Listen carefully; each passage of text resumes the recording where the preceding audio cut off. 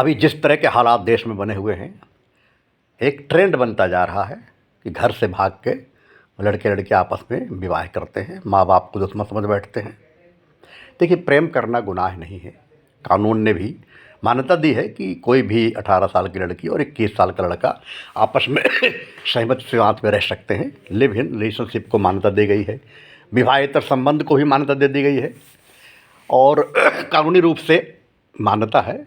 परंतु जो युवा अवस्था में, विशेषकर 18 से 25 साल 30 साल तक के बीच की जो उम्र होती है, ये लड़कों लड़कियों के लिए काफ़ी ऐसी स्थिति होती है, इसी में उनका भविष्य पर निर्भर करता है।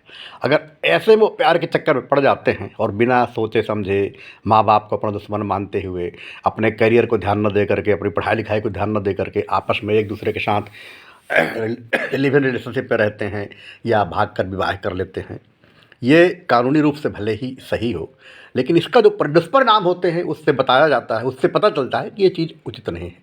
अभी कुछ दिनों पहले दिल्ली में श्रद्धा कांड हुआ। श्रद्धा भी अपने माँ बाप की मर्ज़ी से आफताब से शादी की। कुछ दिनों तक सब ठीक ठाक रहा, बाद में उसका क्या परिणाम हुआ, उसके 36 टुकड़े किए गए। अब वो दुनिया में नहीं है। इसी तरह से निक्की ने अपने माँ बाप की मर्ज़ी से साहिल से शादी की।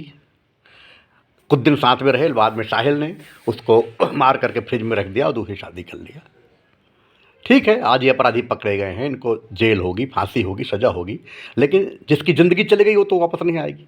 दूसरे, अगर मान लो लिव इन रिलेशनशिप के बाद ब्रेकअप होता है तो ब्रेकअप में लड़के को सज़ा हो सकती है, हो जाएगी, लेकिन आपके ऊपर जो कलंक लग गया, जो आपकी बदनामी हुई, आपकी इज्जत चली गई, वो दोबारा वापस नहीं आने वाली है। आपकी इज्जत एक बार जाने के बाद अगले को, अपराधी को फांसी होने के बाद भी आपकी इज्जत वापस नहीं आएगी। तो ये ज़िंदगी बहुत अमूल्य है और इज्जत भी बहुत अमूल्य है।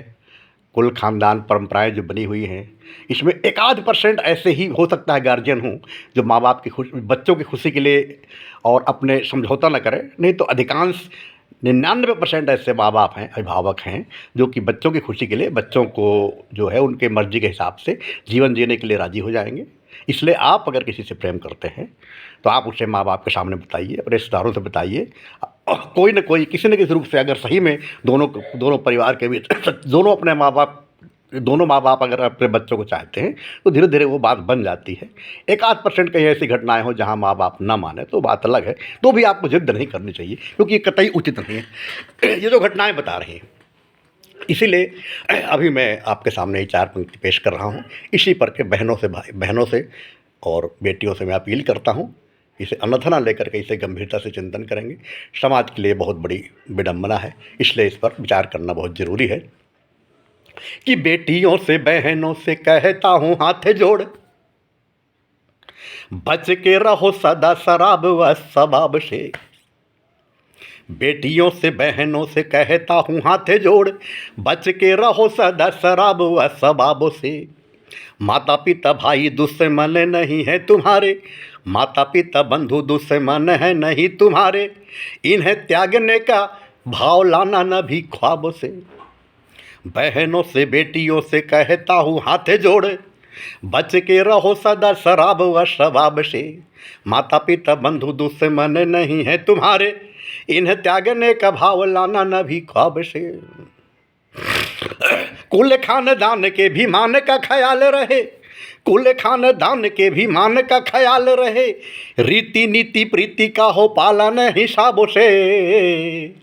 कुल खानदान के भी मान का ख्याल रहे, रीति नीति प्रीति का हो पालन हिसाबों से।